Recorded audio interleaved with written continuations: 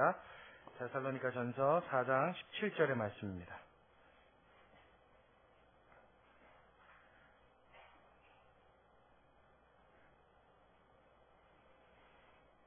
우리 함께 한 목소리로 같이 읽겠습니다. 시작. 그 후에 우리 살아남은 자도 저희와 함께 구름 속으로 끌어올려 공중에서 주를 영접하게 하시리니 그리하여 우리가 항상 주와 함께 있으리라. 아멘. 자, 우리 한 번 더 읽겠습니다. 한 번만 더요. 다 같이요. 한 번도 빠짐없이 한 목소리로 같이 읽습니다. 시작. 그 후에 우리 살아남은 구름 속으로 끌어올려 공중에서 주를 그리하여 있으리라. 아멘. 할렐루야. 자, 이제 저 보세요. 우리가 이 본문의 말씀을 놓고 지금 몇 주째 꽤 오랜 시간 동안 함께 나눴죠. 제가 시간을 할애한 이유가 있습니다. 왜냐하면 우리가 요한계시록은 아직 한 번도 같이 못 나눠봤어요. 그렇죠? 요한계시록 강해를 저도 아직 해본 적이 없고 여러분들도 그렇기 때문에 어디서 요한계시록 강해를 들어볼 기회가 많지 않으셨으리라고 생각이 됩니다. 또 그 이야기는 비슷한 말로 표현하면 우리가 말세론에 대해서 교회에서 말하는 마지막 때, 예수님의 재림의 때 이 말세에 대한 설교를 우리가 많이 접할 기회가 없을 것 같다라는 그런 결론을 얻게 됐습니다. 그래서 제가 데살로니가전서랑 함께 나누는 동안 적어도 우리가 함께 나눌 수 있는 정도의 분량만큼 이 본문 안에서 우리에게 보여주시는 그만큼은 이거는 계시록의 말씀처럼 비유로 되어 있는 어려운 말씀이 아니니까 이 안에 나타나 있는 말씀만큼은 우리가 깊이 묵상하고 또 가슴에 새겨보고 또 상고해보고 또 다시 함께 나눔으로써 저와 여러분이 마지막 때를 사는 이때에 우리의 마음속에 신앙적인 경각심이 다시 한번 일어나기를 간절히 소원하는 마음으로 긴 시간 동안 이 말씀을 준비하였습니다.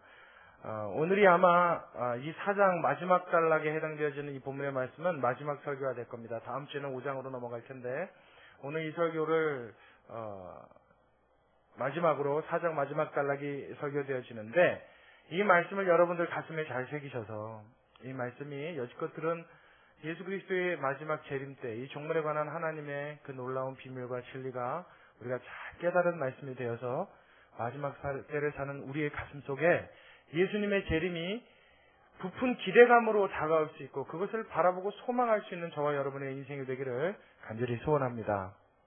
할렐루야. 자, 오늘 우리 말씀 다시 한번 볼게요. 다시 한번요. 자, 17절 제가 읽겠습니다. 여러분 눈으로 따라오시고요.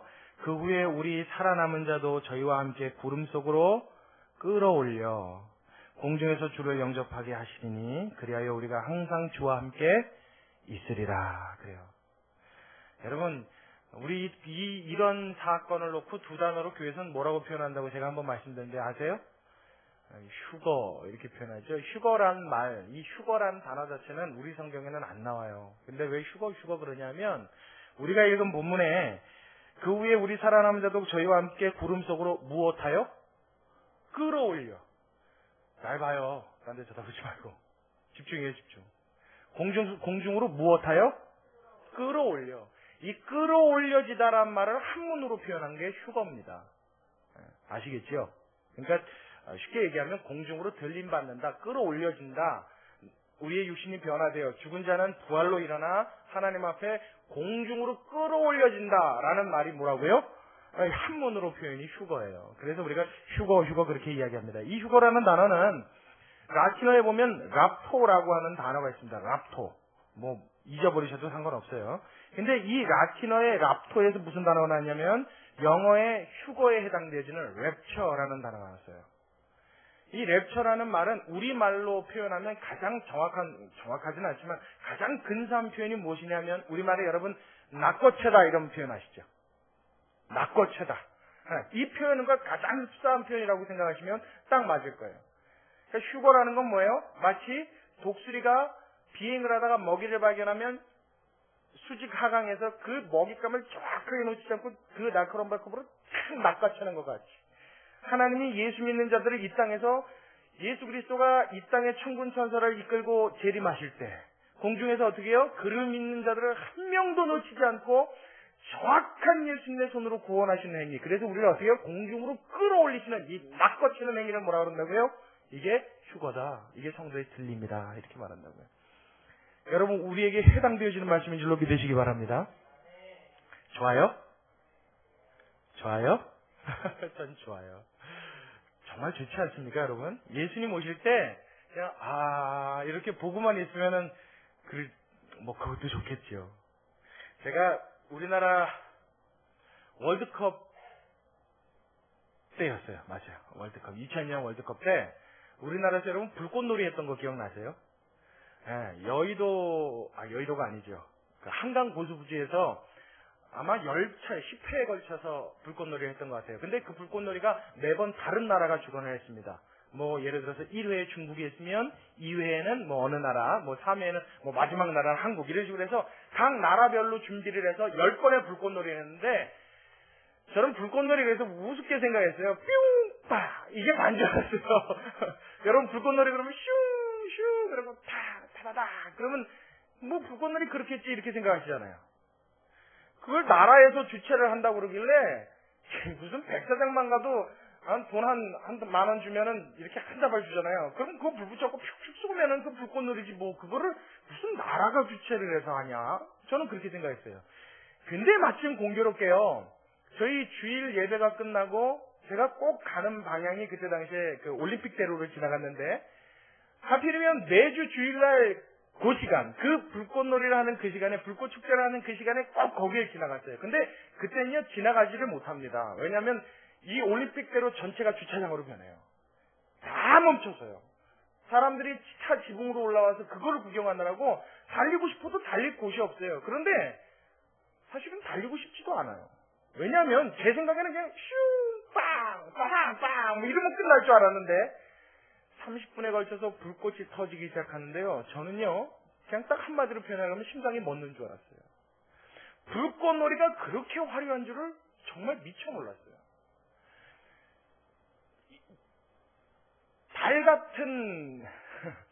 달덩이 같은 불꽃이 터지는데요. 노란색 원형 불꽃이 팍 터지는데 이게 얼마나 크고 얼마나 빛이 밝은지요. 정말 달이 제 눈앞으로 내려온 줄 알았어요. 얼마나 멋있나 몰라요. 여러분 불꽃이 팍 터지면서 하트 모양을 그리는 거 보신 적 있어요? 전 봤다니까요. 정말 별의별 걸 다 해요. 막 불꽃이 올라가면서 하나가 터지면 그 터진 데서 또 터지고 터진 데서 또 터지는 게 꼬리를 물면서 계속 연쇄 반응을 일으키면서 하늘에 술을 놓는데요. 그 범위가 어마어마합니다. 여기서부터 이렇게 봐야 돼요. 한눈에 다 들어오질 않아요. 그 불꽃의 크기가. 그 광경을 보면서 정말 제 마음속에 딱 한 가지 생각이에요. 황홀하다. 너무너무 멋있다. 그래서 그 다음서부터는요. 주일 저녁 예배가 끝나면 사실 이런 말씀 좀 참 죄송한 얘기인데 예배를 드리면서도 시간 안에 거기 갈 수 있을까? 앞으로 9번 더 하니까 그걸 다 보고 싶은 거예요. 나라마다 주체를 한다니 특색이 있을 테고 그 나라에 해당되어지는 어떤 특별한 문양들을 만들어낼 텐데 그게 얼마나 아름다울까? 막 두근대고 설레는 거예요. 그 황홀함, 그 황홀경. 그걸 땅에 가만히 서서만 봐도 좋았는데 하물며 예수님이 이 땅에 공중에 재림하시면서 하늘의 천군전사를 이끌고 내려오실 그 장엄한 광경, 여러분 그냥 시시하게 오시겠습니까? 그냥 예수님 대충 오시겠습니까? 예수님이 초림하실 때는 시시하게 오셨어요. 그렇죠? 아무도 모르게 오셨어요. 동방박사 세 사람 양떼를 지키던 목동 외에는 예수님이 오신 걸 아무도 몰랐어요. 기껏해야 뒤늦게 헤롯이 예수님이 오셨다, 메시아가 탄생하셨다는 소식을 듣고 2살 이하의 남아들을 다 죽이려고 하는 이 예언의 말씀이 응답되어지는 상황이 벌어지긴 했으나 예수님이 초림하실 때는 아무도 모르게 초라한 마국간에 말구 위에 누워서 예수님은 조용히 이 땅에 방문하셨습니다. 그러나 예수님이 부활 승천하셔서 사망 권세를 떼뜨리고 그를 믿는 성도들을 구원하려 이 땅에 다시 오실 때는 만왕의 왕이신 하나님의 권세를 가지고 할렐루야 천지를 창조하신 창조주의 능력으로 천하에 호령하면 모든 하늘과 땅이 체질에 녹아날 것 같은 권세와 힘을 가지고 왕 중에 왕으로 오실 그 예수님 기대만 하여도 상생만 하여도 저와 여러분의 가슴은 벅차게 울렁이게 되는 줄로 믿습니다. 할렐루야! 얼마나 멋있냐고요. 이걸 보기만 해도 멋있을 텐데 예수님이 우리를 이 땅에서 보게 놔두지 않으시고 어떻게 하신다고요? 지난주에 함께 나눴는데 예수님이 오시면서 소리를 치신다 그랬어요. 그렇죠? 소리를 내신다 그랬어요. 무슨 소리를 내요? 몰라요.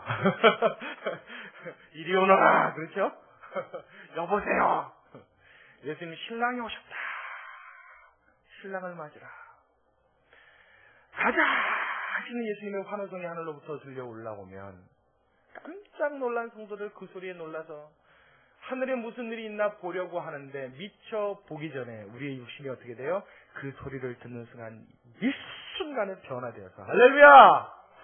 야, 하나님의 성령의 바람이 하늘로부터 불어오는데요. 예수를 믿고 그 안에 하나님을 사랑하는 믿음이 있는 자들은 그 예수님의 음성에 내가 반응하고 싶어서가 아니라 내 안에 있는 믿음이 내 안에 계신 성령이 반응한단 말이에요. 그래서 어떤 변화를 일으켜요? 내 몸이 일순간에 예수 그리스도와 같이 신령한 몸으로 거듭나게 되는 이 하나님의 신령한 몸을 덧입게 되는 줄로 믿으시기 바랍니다. 무슨 소리야 하는 순간에 변화되는 거예요. 할렐루야. 그리고 어떻게 해요? 예수님이 그 소리와 함께 낙하 채듯이 한 영혼도 빠짐없이 공중으로 끌어올리시는데 우리 모두가 그곳에 동참하게 될 줄로 믿으시기 바랍니다. 이게 뭐라고요? 휴거라고요. 생각만 해도 어때요? 여러분 얼굴이 상기되지 않아요? 가슴이 뛰지 않아요? 이 땅에서는 비록 별 볼 일 없는 나였지만요. 이 땅에서는 이름 없이 빛도 없이 살았을지 모르지만 이 땅에서는 그저 그런 개개인일지 모르지만 여러분 그날에서는요. 여러분이 주인공입니다. 그 나라에서는 예수님의 왕권을 받아 누릴 수 있는 자가 여러분 자신임을 믿으시기 바랍니다. 우리는 그 소망이 있는 자들이에요. 그래서 이 땅에서 살아가는 날 동안에요. 닥쳐지는 수많은 일들이 있습니다. 그럼에도 불구하고 우리가 그 상황에 놓여서 시기에만 빠져있지 않는 이유는 이 마지막의 소망을 붙들었기 때문입니다. 할렐루야. 이것을 붙든 자들이 살아가는 삶의 방식이 있어요. 살아가는 삶의 기대치가 있어요. 살아가는 삶 속에 바라보고 소원하는 그 마음의 소망이 있어요. 우리 모두의 가슴 속에 이 소망이 충만케 되시기를 주의 이름으로 축원합니다. 예수 믿는 사람은 가져야만 해요. 왜요? 현실적으로 일어날 일이기 때문입니다. 제가 아까 우리 기도하신 분도 축구 얘기를 했지만 어제 16강전을 하기 전에 저는 이길 줄 알았어요. 여러분은 어떻게 생각하셨어요? 별로 관심 없으신 분도 계세요? 아니죠? 다 관심 있으셨을 거예요. 저는 이길 거라고 기대를 참 많이 했어요. 왜냐하면 우리나라 선수들이 투지도 있고 투지뿐만 아니라 옛날에는 투지만 있었죠. 실력이 없고 투지만 있어서 울고 그냥 막 그러면서 축구하더라고요. 그래서 왜 울어? 옛날에는 참 안타까웠는데 요즘엔 투지뿐만 아니라 체력도 있고요. 기술도 있습니다. 그래서 저 기술에 저 근성에 저 정도의 힘이면 이길 수 있겠다. 근데 우리나라 또 사람들 국민들이 특징이 있잖아요. 한번 이 삐를 딱 받기 시작하면 어떻게 돼요? 이 무슨 전차처럼 밀고 나가는 이런 저력 있는 민족입니다. 그렇죠? 그래서 만약에 16강을 이겨서 8강에 올라가면 미국이나 가나랑 붙을 텐데 맞죠? 미국이나 가나랑 붙을 텐데 미국 가나 해볼 만하네. 어머 그거 이기고 나니까 4강 아니에요. 그럼 이제 준결승에 나가는데 만약에 이 여세로 몰고 가다가 준결승도 이겨버리면 이거 졸지에 우승을 놓고 결승전이네. 결승전에 브라질이 왔는데 그때는 이제 좀 여러 가지 상황도 좀 도와줘야지요. 결승까지 이기려면 투지만 갖고는 안 됩니다. 만약에 브라질 국민들이 그때 감기가 걸리거나 아니면 준결승전에서 굉장한 부상을 입거나 그렇다고 큰 부상 입는 거를 원치는 않지만 경기 한 경기 정도 못 뛸 정도?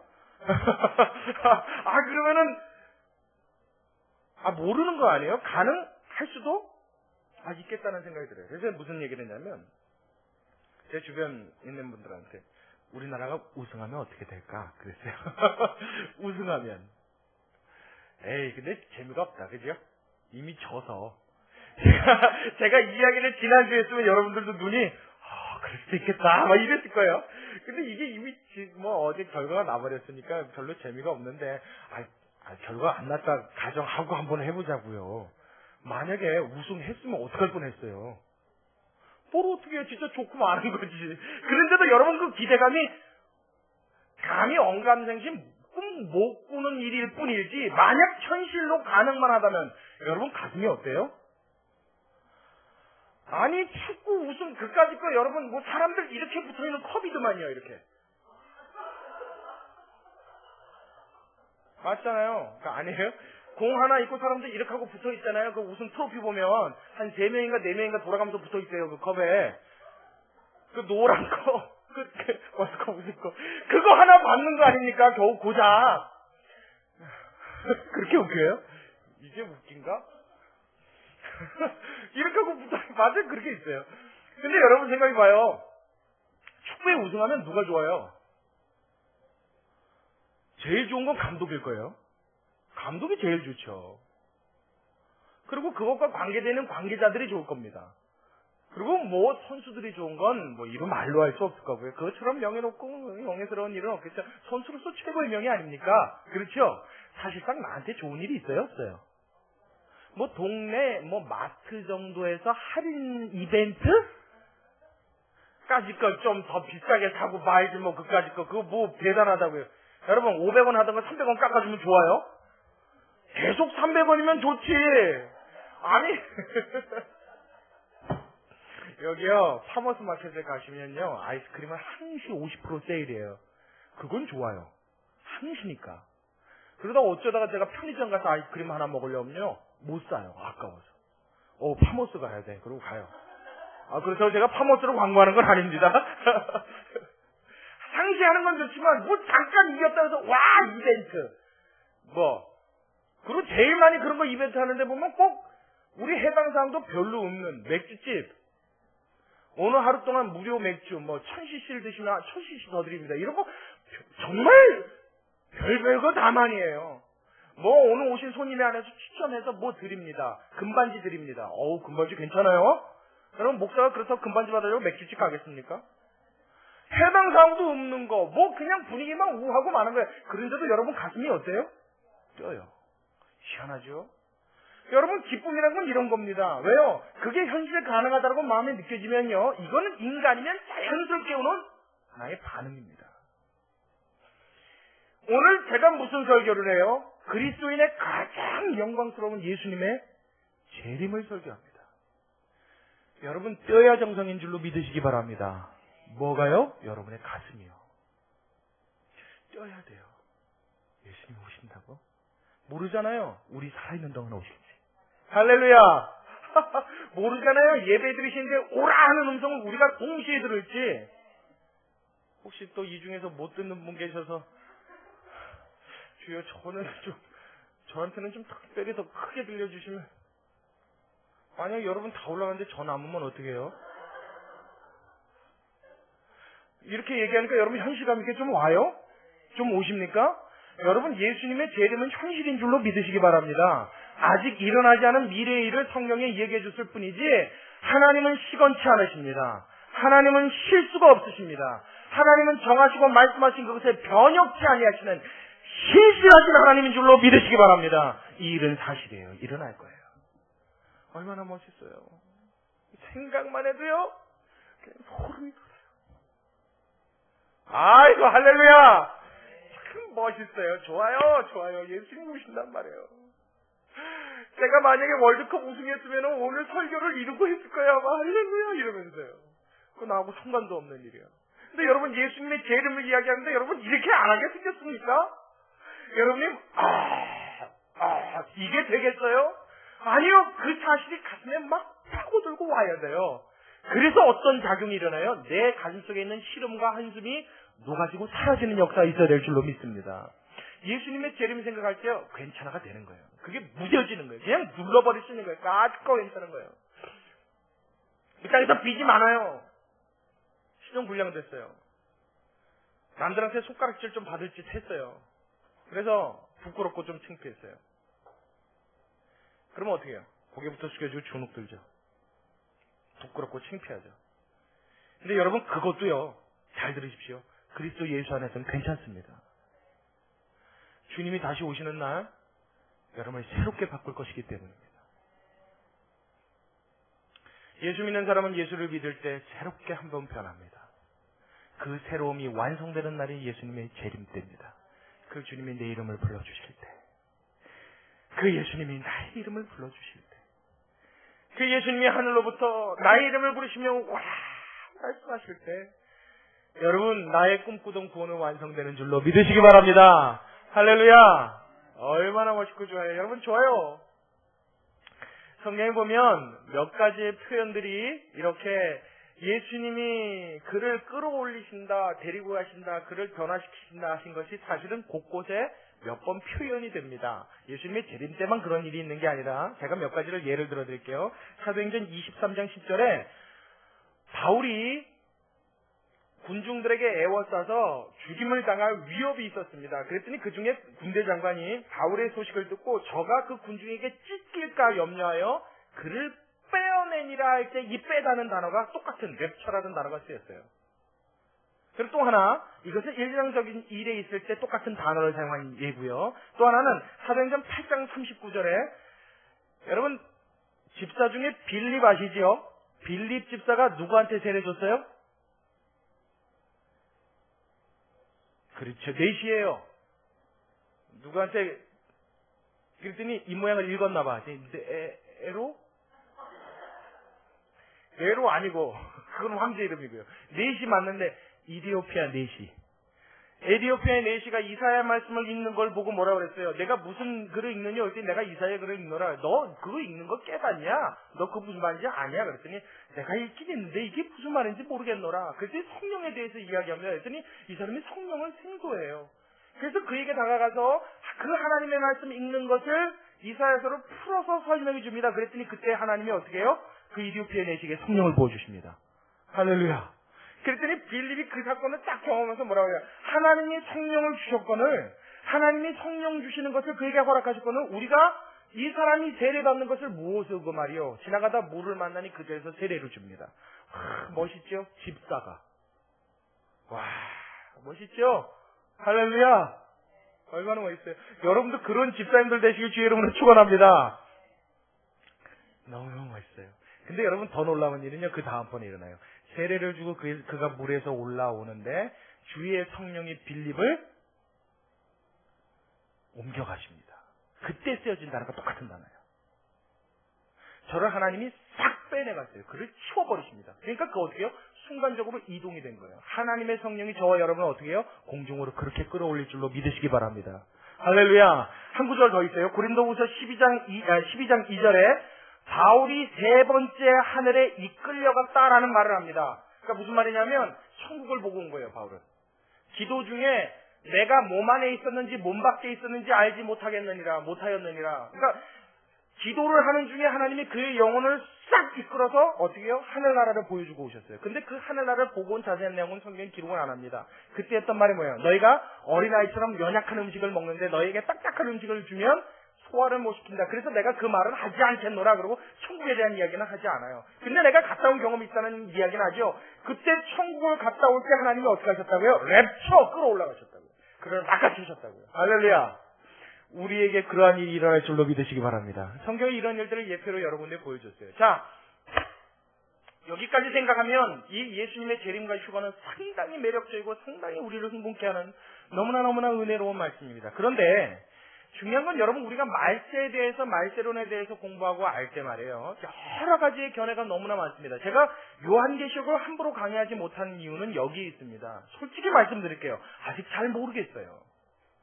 요한계시록을 저도 풀라 그러면 풀긴 풀겠습니다만은 제가 하나님 앞에 제일 자신 없는 게 뭐냐면 풀어놓은 게 하나님 맞습니까? 라고 물을 때 자신이 없어요.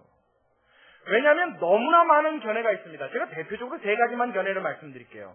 그 중에서도 한 가지는 제외할 거예요. 뭐냐면 예수님의 재림 때가 가까워지면 이 땅에 7년 대환란이 있다 그럽니다. 들어보셨어요? 이 땅에 7년 동안 대환란이 일어난대요. 한때, 두때, 반때, 전 3년 반, 후 3년 반. 그래서 7년 환란의 1부는 전 3년 반, 7년 환란의 2부는 후 3년 반. 그래서 도합 7년 동안 이 땅에 환란이 불어닥치는데 이건 신학자들마다 견해를 같이 합니다. 누구든지 이 사실을 부인하지는 않아요. 성경에 여러 곳에 그 사실을 이야기합니다. 근데 예수님의 재림이 언제 있을 거냐에 대해서 논란이 많습니다. 첫 번째 견해는요, 7년, 안 적으셔도 돼요. 7년 대환란 이전에 예수님의 재림이 있다. 이게 1번 견해예요. 두 번째는요, 7년 대환란? 아니죠. 중간에 예수님의 재림이 있다. 그리고 세 번째는요, 7년 대환란 이후에 예수님의 재림이 있다. 7년 대환란 중간에 예수님이 재림하신다는 견해는 극소수입니다. 그러니까 사실 이것도 좀 제외해 놔야 돼요. 제가 이 시간에 다 설명할 수가 없어요. 분량이 많아서. 일단 전에 오신다, 후에 오신다만 말씀드릴게요. 예수님이 7년 대환란 전에 오신다라고 말하는 사람들의 견해는 대부분, 다 그런 건 아닙니다만은 대부분이 전천년설을 주장하는 사람들, 천년왕국이 이 땅에서 이루어진다, 그 전천년설, 천년왕국 이전에 예수님이 재림하신다는 전천년설을 주장하는 사람들이 보통 주장하는 얘기입니다. 또 복잡하죠. 들을만 하세요? 제가 이 설명을 하면서도 걱정이 되는 게 이걸 무슨 말인지 못 알아들으면 하나만 안 돼 하는 생각이 들어요. 그런 사람들이 보통 주장을 해요. 이거 다 잊어버리셔도 돼요. 근데 천년왕국이 이 땅에 있는데 이 사람들의 프로그램이 있습니다. 예수님의 재림 프로그램 라는 게 있어요. 제가 설명을 드릴게요. 1번, 2번, 3번으로 말씀드릴게요. 첫 번째, 예수님이 이 땅에 재림하시는데 1번 공중재림하신다 이렇게 얘기해요. 공중재림. 공중에 예수님이 딱 떠 계시는 거예요. 그리고 예수님이 떠 계시면 2번 무슨 일이 일어나느냐, 죽은 자들이 부활을 하는데 성도들, 예수 믿고 죽은 자들이 이 땅에서 부활을 하면서 동시에 우리의 육신이 거룩하게 되고 공중으로 함께 끌려 올라간다. 이게 2번이에요. 그래서 공중에서 예수님 만났잖아요. 그럼 뭐해요 이제? 그렇죠. 혼인잔치를 하는데 며칠 동안? 아니요. 7년 동안. 7년 혼인잔치를 공중에서 벌인다. 이게 3번이에요. 그리고 7년 혼인잔치를 벌이는 동안 이 땅에서 무슨 일이 일어나요? 그때 7년 대환란이 있다. 7년 대환란이 그때 왜 일어나느냐? 자, 여러분이 한번 대답해 보세요.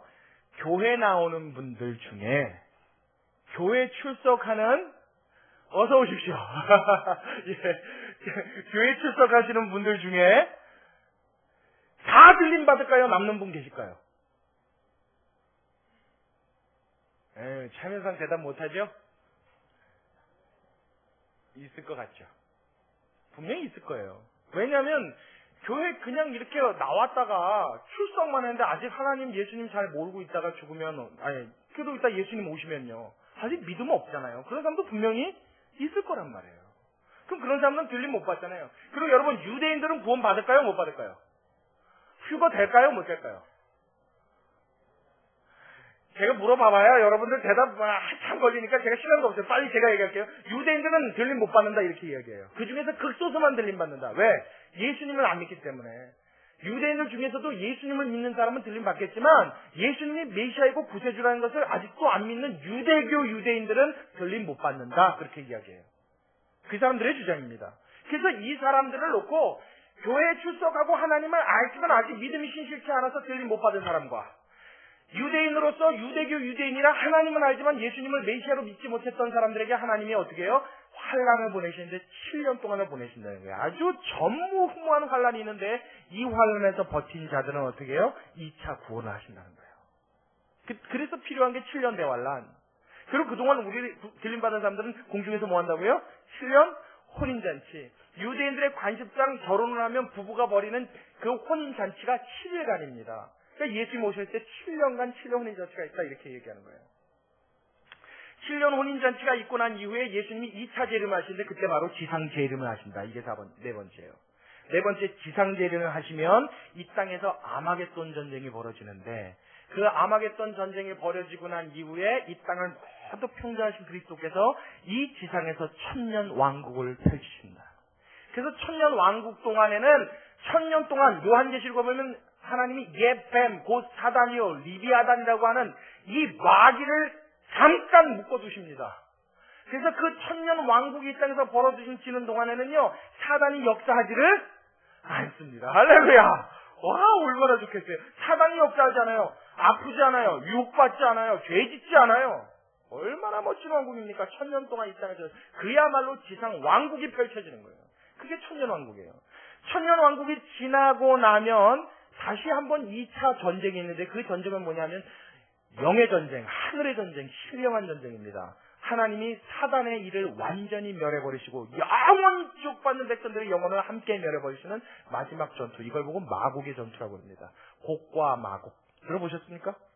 마곡의 전투가 벌어지고 나면 그 마곡의 전투 이후에 무적행의 영원토록 사단과 그의 하수인 모든 귀신들과 예수 믿지 않고 하나님을 대적했던 모든 영혼들을 함께 가두시고 하나님의 모든 심판은 끝난다. 백보자 심판이 벌쳐지고 난 이후에는 하나님의 영원토록 끝나는 거예요. 그리고 난 다음 남아있는 구원받은 모든 하나님의 백성들은 새하늘과 새 땅, 신천신지에서 영원토록 살게 된다. 할렐루야!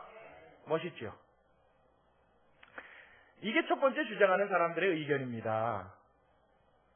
그 두 번째 의견은 7년 대환란 이후에 예수님이 재림하신다라는 의견이에요. 7년 대환란 이후에. 그 사람들은 왜 7년 대환란 이후에 이런 일들이 일어나냐? 하나님이 마지막 때에는 내가 마지막 때에 믿는 자를 보겠느냐? 이 땅에 하나님이 불과 같은 심판을 보내시고 환란을 보내시는데 그때 어떻게 해요? 쭉정이들은 다 떨어져 나가고 남아있는 알곡들 신실한 자들 마음에 정말 믿음 있는 자들을 하나님이 추리기 위해서 교회를 하나님이 환란을 주시고 시험을 통과하게 하시는 무서운 시간을 허락하신다 이렇게 주장을 해요. 이 사람들은요, 공중재림했다 내려왔다 뭐가 있다가 전쟁했다가 천년왕국 있다가 그 사람들은 천년왕국이라는 것 자체를 부인합니다. 천년왕국은 없다. 그러니까 요한계시록에 나와 있는 천년왕국은 영적인 의미로 풀어야지 단어 그대로 받아들여서 천년왕국이 실제로 있을 거라고 풀면 안 된다 이렇게 보는 거예요. 그래서 천년왕국의 의미는 뭐냐면 이 땅에 교회가 있는 이 시대가 곧 바로 천년왕국이다. 그들은 그렇게 받아들입니다. 이해하시겠어요? 그래서 그 사람들의 프로젝트는 간단합니다. 아주 단순 명료합니다. 7년 동안 환란이 확 불어와요. 예수님이 오실 때가 되면 그 환란이 확 오는 거예요. 그렇죠? 그러면 예수님 오실 때 다 된 거를 이제 느끼죠, 성도들이. 그래서 딱 준비하고 있다가 7년째 그 환란이 마지막 종지부가 찍는 날 예수님이 오시는데 예수님이 오실 때 공중으로 휴가받아 끌려 올려진 성도들과 부활한 모든 성도들이 함께 예수님을 영접하고 그 전에 죽었던 모든 사람들이 예수를 믿는 모든 사람들이 또한 믿지 않고 죽었던 자들의 부활도 그때 함께 일어나서 예수님이 그들과 함께 더불어 땅에 내려오시면서 동시에 모두예요. 모든 심판을 다 끝내시고 바로 신천신지예요. 그러니까 이게 이 앞전에 말씀드렸던 모든 단계가 한 번에 다 이루어지는 겁니다. 뭐 이렇게 단계적으로 뭐 했다, 7년 혼인잔치했다, 천년왕국 했다, 신천신지 했다, 가뒀다 이게 아니라 예수님이 재림하실 때는 모든 하나님의 심판과 하나님의 축복이 종결되어지는 끝나는 마지막 순간이 된다 이렇게 얘기합니다. 자, 두 가지 다 여러분 어떨 것 같아요? 맞는 얘기예요. 두 가지 다 틀리기도 하는 얘기예요. 왜냐하면 어떤 게 맞을지 모르기 때문이에요. 여러분 속으로 그럴 거예요. 저렇게 핏대 올려가면서 성경 장황하게 해놓고 둘 다 맞기도 하고 둘 다 틀리기도 하다 그러면 도대체 뭘 믿으려는 거야? 여러분 속으로 그런 생각 하실 수 있어요? 어떡합니까? 저는 모르겠는 거예요. 이게 솔직한 얘기예요. 만일 이것에 대해서 안다 말하면 여러분 사실은 그게 더 잘못된 겁니다. 잘못됐다고 말하기는 좀 그렇지만 좀 무리수가 있는 거예요. 왜냐하면 하나님은 이 땅에 있는 어느 종들에게도 내가 어떻게 갈 거다를 명확하게 보여주지 않으셨어요. 요한계시록에 나타있는 이 역사도 어떻게 보면 그렇게 보입니다. 근데 또 어떻게 보면 저렇게 보입니다. 해석하기 나름이고 풀기 나름이에요. 요한계시록에 나타난 말세에 되어지는 모든 지구를 정확하게 보려면요, 에스겔서에 대해서 완벽하게 통달을 해야 됩니다. 다니엘서에 나와 있는 다니엘의 묵시를 정확하게 꿰뚫어 봐야 합니다. 요한계시록의 해석을 이 지구상에 존재하는 모든 해석과 견줘서 한 글자 한 글자 한마디 한마디 한 내용 한 내용을 오류 없이 틀림없이 완벽하게 맞추기 시작해야 근사치에 가까운 해답을 얻을 수 있을 거예요. 그래도 석연치 않아요. 그래도 어딘가가 오류가 있어요. 그래도 어딘가 단점이 있고 문제가 있는 해석들이 나올 수밖에 없어요. 그래서 요한계시록은 두려운 책이에요. 함부로 볼 수가 없는 책입니다. 근데 이 사실을 놓고 이게 맞습니다, 저게 맞습니다 얘기하는 것 자체가 이게 무리죠. 예수님이 환란 전에 오실지 후에 오실지 그건 누구 마음이에요? 정하신 하나님의 마음 아닙니까?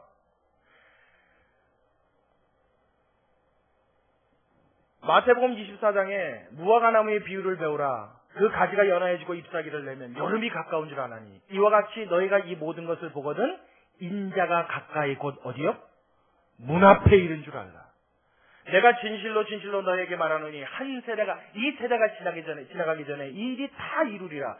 천지는 없어지겠으나 내 말은 없어지지 아니하리라. 그리고 제일 중요한 거예요. 그러나 그날과 그때는 아무도 모르나니 하늘의 천사들도 아들도 모르고 오직 아버지만 아시느니라.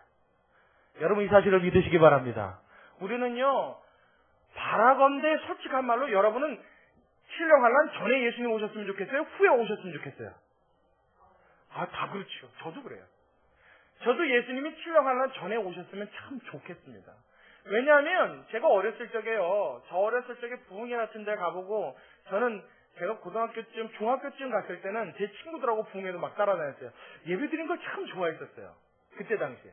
그리고 어른들 막 이렇게 예배 드린 거 보면요. 처음엔 재밌어서 봤어요. 왜냐면 우는데요. 멀쩡하고 점잖은 어른들이 콧물이 막 이렇게 나오고 아줌마들은 다 팬도금돼요. 저 어렸을 땐 정말 팬도금 같아. 그런 생각을 했어요. 그거 구경하는 재미에 처음에 갔습니다. 그리고 그렇게 멀쩡하던 분이요. 그렇게 점점 빼고 막, 그리고 교회 왜 저 학생들 오면 어른들이 좀 무섭게 하고 그랬습니다. 옛날에는. 왜? 그거 강제 쏜 거야! 막 이랬다고요. 좀 그게 굉장히 싫었는데, 그런 분들도 기도만 했다 그러면 참 연약해지고 어려져요. 순해지고 양각해요. 기도 직후에 가서 권사님, 집사님, 장로님 그러면요. 그러네요. 금방 사람이 부드러워집니다. 좀 그게 재밌어서 그때 말 시키려고. 그리고 뭐 부탁하고 싶어도 그때 합니다. 그래서 부흥회를 자주 찾아다녔는데 제가 부흥회 가다 보니까 말씀이 어느 날 들어오기 시작해요. 근데 좋은 점도 있었지만 한 가지 저한테 굉장히 좀 부정적인 부분도 있었습니다. 뭐였냐면 그때 당시 대부분 설교자들이 많이 강조했던 것은 신령한란 후에 예수님의 재림이 있다는 것을 많이 강조했어요. 그래서 뭘 이야기했냐면 성도라면 환란이 올 때 그 환란을 이길 수 있을 만큼 준비되어진 신부로서 하나님 앞에 영적인 등불의 기름을 준비하고, 많이 들어보신 얘기죠. 깨어! 기도하는! 막 이랬단 말이에요. 막 깨어! 그럴 때는 막 깨어! 그러면은 진짜 깜짝 놀라요. 예배 드렸던 그 기억이 아직도 생생해요. 그래서 그때도 그 어린 심정에는요, 그 얘기를 들으면 7년 대환란 공포증이 생겼었어요. 7년 대환란을 내가 견딜 수 있을까? 아니 예수님이 구원하셨고 그러면은 예수님 재림 기다린 것보다 먼저 죽는 게? 이거 낫네. 어떻게 죽을 방법이 없나? 그 어린 나이에 아니 정말로 그랬었어요. 그 공포감이 얼마나 많았는지. 어떻게 좀 빨리 갈 방법이 없나? 활로 막 바코드 찍으랜대요, 여기다가. 이거 막 찍어, 666, 딱, 이거 걸렸다 그러면 끝장이, 용서도 없대.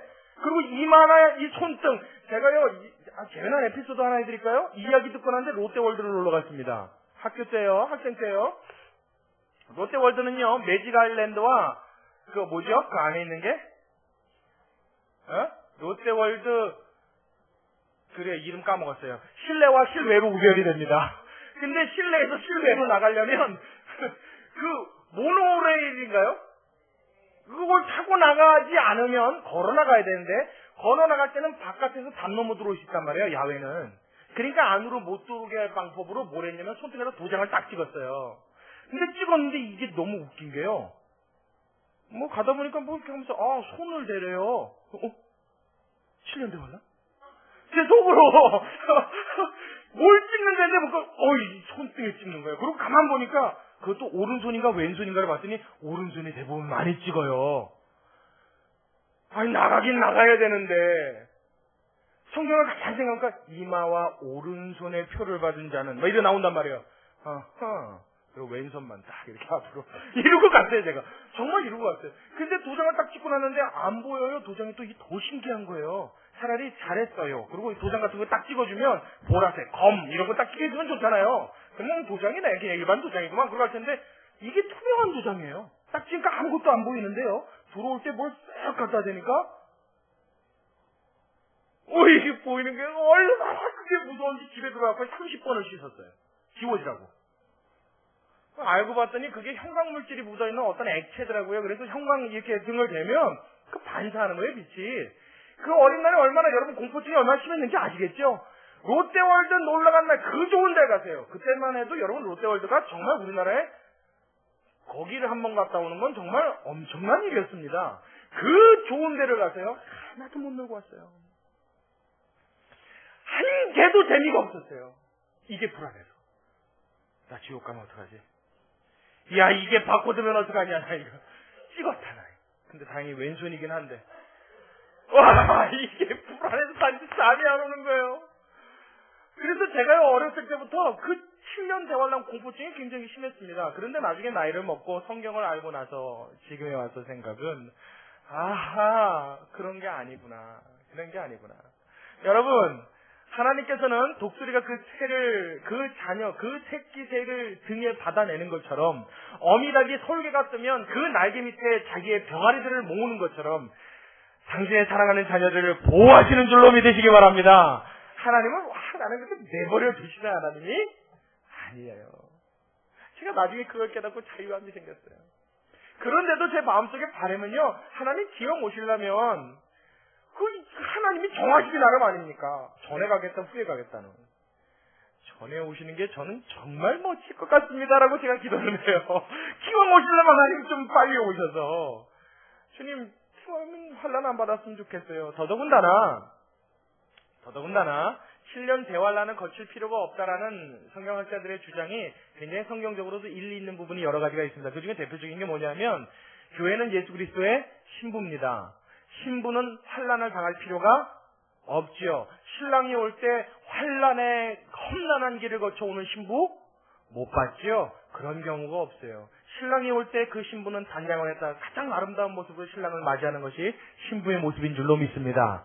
할렐루야. 그러니까 환란은 사실 거칠 필요가 성경적으로 봐도 없다는 얘기가 더 일리가 있다. 이렇게 보는 거예요. 뿐만 아니라 한 가지 더요. 우리 본문의 밑으로 좀 내려와 보세요. 자, 5장으로 가셔서 3절 같이 볼게요. 3절. 여러분만 큰 소리 읽읍시다. 5장 3절 시작.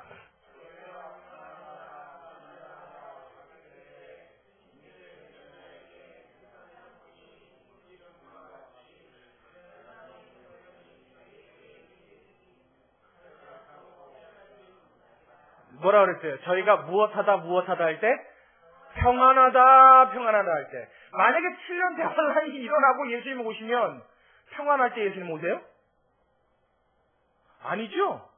7년 대환란이라면서요. 전에도 없고 후에도 없는 전무후무한 환란이 이 땅에 불어닥친대요. 적그리스도가 세계를 장악해서 모든 세계는 마귀의 지배하에 들어가 있는 극도의 환란이 오는 거예요. 이 환란이 평안하다 어울립니까? 안 어울리죠? 만약에 7년 대환란 이후에 예수님이 온다면 이 말은 해당 사항이 없어지죠. 그러니까 성경적으로 보기에는 훨씬 더 7년 대환란 전에 오신다는 것이 더 맞다고 보기에 가깝다. 제가 말하는 게 굉장히 조심스러워요. 제가 여기서 그게 맞습니다 이러면 여러분들 우리 목사님이 그러는데 예수님 7년 대환란 전에 오신대. 몰라요. 전 그거 함부로 얘기 못합니다. 우리가 이렇게까지 생각하고 이렇게까지 추측해 볼 수 있습니다. 여기까지예요. 자, 여기까지입니다. 이 이상 무엇인가를 더 우리가 알려고 하고 무엇인가를 더 꿈꾸고 무엇인가를 더 캐내려 해도 사실은 성경은 우리에게 열매를 손에 쥐어주듯이 딱 알맹이를 보여주지 않습니다. 굉장히 많은 부분을 베일에 덮어놔요. 단지 무엇하기를 원해요? 자, 읽었던 5장 3절 다시 한번요. 큰 소리로 시작. 저희가 평안하다 다시요. 같이 시작. 저희가 평안하다 안전하다 할 그때에 잉태된 여자에게 해산 고통이 이름과 같이 멸망이 호련히 저희에게 이르니니 결단코 피하지 못하리라. 그래서 2절에 뭐라고 그러십니까? 이런 일들이 있기 때문에 주의 날이 밤에 도적같이 이룰 줄을 너희가 자신이 자세히 알리라 말씀하셨어요. 예수님이 오시긴 오셔요. 7년 대환란 전일지 후일지도 정확히는 모르지만 분명히 오십니다. 예수님 오신다 하셨으니 속히 일이 우리에게 이루어질 줄로 믿습니다. 그런데 중요한 건 예수님이 오실 이 날은 우리가 밤에 도적이 언제 어느 경쯤에 올지 모르는 것처럼 깨달을 수 없으니 알 수 없으니 어떻게 해요? 항상 바라보고 꿈꾸고 계획하고 생각하는 자가 되어라. 성경은 우리에게 이렇게 말씀하신 줄로 믿으시기 바랍니다. 아멘.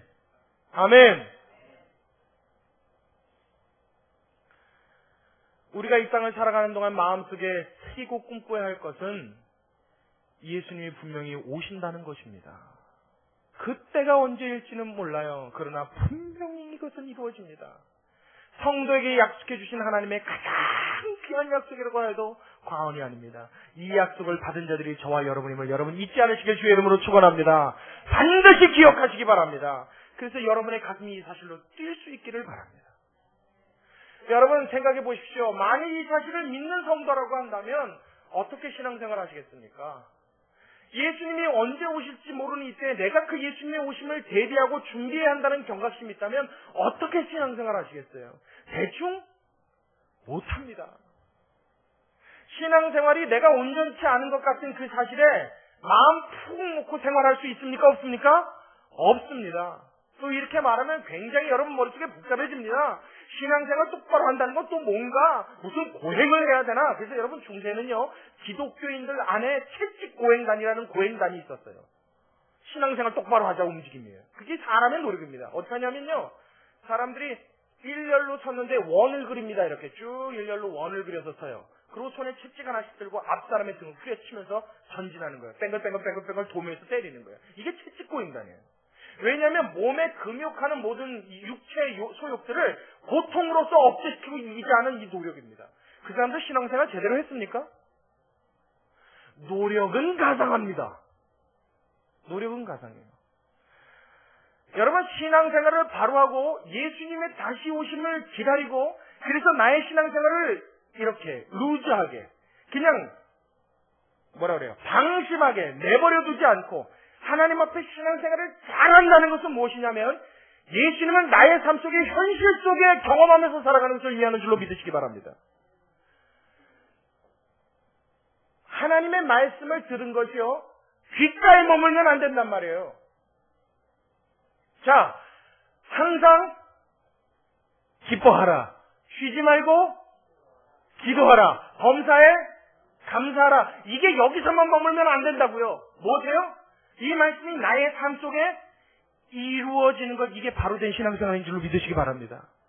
하루아침에 모든 말씀이 다 이루어져서 다 이렇게 되는 인생을 살 수는 없어요. 그러나 하나부터 이 신앙 안에서 예수 그리스도를 만끽하는 거, 할렐루야. 이 신앙 안에서 하나님을 누리면서 살아가는 거, 이 신앙 안에서 함께 계신 그 하나님 앞에 기뻐서 어쩔 줄 몰라 살아가는 거, 쉽게 얘기하면요 신앙생활을 즐기는 거예요.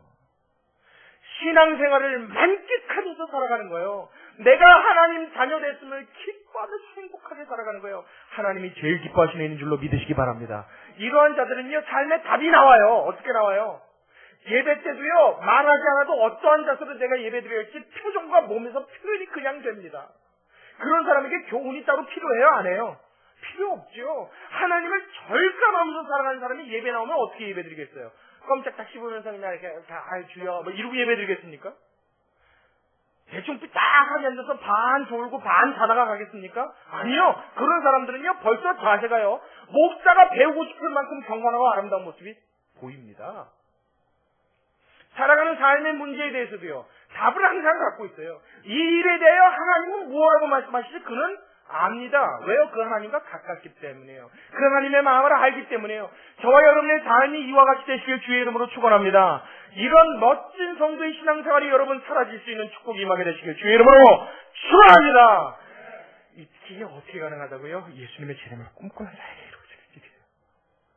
이걸 여러분 마음속에 그리고 꿈꿀 수 있는 여러분 되시길 주의 이름으로 축원합니다. 제때 저는 예수님이 오리라고 전 믿습니다. 안 오실지라도, 더디 오실지라도, 내가 주님 앞에 먼저 가게 될지라도 저는 믿습니다. 왜요? 언제 올지 모른다 하신 주의 말씀이 이루어질 것을 알기 때문입니다. 그것을 모르기에 저는 제때 우리 주님께서 오실 것을 확신하며 믿으며 살아야 합니다. 여러분 모두가 여러분 살아있는 날 동안에 예수님이 내 이름이 불러주실 것을 고대하면서 꿈꾸면서 우리의 삶의 힘찬 신앙생활로 우리 하나님을 기쁘시게 해드리는 우리 모두가 될 수 있기를 다시 한번 주의 이름으로 축원합니다. 기도합시다. 우리 같이 먹이 숙이고 우리 하나님 앞에 기도합니다. 고마우신 아버지 하나님 감사합니다. 하나님 참으로 오랜만에 우리 종말에 대하여 휴거에 대하여 예수님 이 땅에 재림하심에 대하여 우리 함께 나누어 봤습니다. 흔히 이런 말씀은 부흥회나 가야 종말로 하는 데를 가야 어렵게 들었던 말씀인데 하나님 이 말씀이 우리에게 멀리 있지 않는 말씀인 것을 우리가 이 시간 깨달아 알았습니다. 하나님 이 말씀은 감추어지고 비밀리에 전해주시는 은밀한 말씀이 아니에요. 우리 두 눈에 활짝 보이도록 하나님 들리게 해주신 우리 귀에 들리고 우리 눈에 보이게 주신 하나님의 신실한 약속임을 믿사오니 하나님 주 예수 그리스도 오실 때 우리 모두 기뻐하자. 이 세상의 어떤 기쁨도 비교할 수 없는 큰 기쁨 중에 영광 중의 진노를 맞을 수 있도록 우리의 삶 가운데 예수님의 재림을 준비하는 우리 모두가 되게 하여 주시옵소서. 꿈꾸고 바라보는 성도들 되게 하여 주시옵소서. 예수님의 다시 오심을 기대하는 마음으로 두근거리는 설렘으로 볼 수 있게 하여 주셔서 그 힘이 오늘도 살아가는 내 삶의 원동력과 능력 되게 하여 주시고 모든 문제가 예수님의 다시 오시는 그 고대감으로 그 기대감으로 이겨지고 극복되어지는 놀라운 주의 능력을 우리 다 경험할 수 있게 주님 우리의 삶을 축복하여 주시옵소서. 하나님 안에서 우리 모두가 그 마음으로 하나 되길 원합니다. 사랑하는 예수님 이 땅에 오실 때 이름 불러주실 때 우리 분이엘 교회 몸담은 모든 교우들은 부족한 종과 더불어서 한 명도 빠짐없이 주님 앞으로 끌어올려가게 하여 주시옵시고 하나님 이 땅에서 남은 자가 없이 주의 사랑하는 성도들을 모으실 때 우리도 그곳에 있게 하여 주시옵소서. 그 소망에 언제나 감사하고 언제나 주님 앞에 영광을 돌려드리며 살아계신 예수님의 이름으로 기도드리옵나이다. 아멘. 할렐루야. 할렐루야. 여러분 휴거가 일어날 때 그 상황을 한번 생각해 보십시오. 어떻겠어요? 비행기 운전하고 가던 운전수가 갑자기 들림받으면요.